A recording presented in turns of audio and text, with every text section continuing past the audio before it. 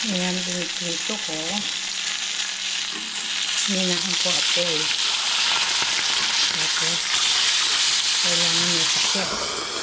Pwede nyo rin i-off pag nagtatakot kayo sa pagpiprito. Ngayon, sinigang ako ng tilapia. Yan. May puso ng saging yan. May sibuyas, kamatis, luya. Konting tubig muna.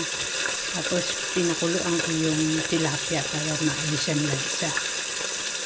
Saka ako dinagdagan ng inalis ko muna yung tilapia nung medyo natanggal, nilaga muna ng bahagya. Nagdagdag ako ng tubig, nilagyan ko ng puso ng saging, saka kangkong.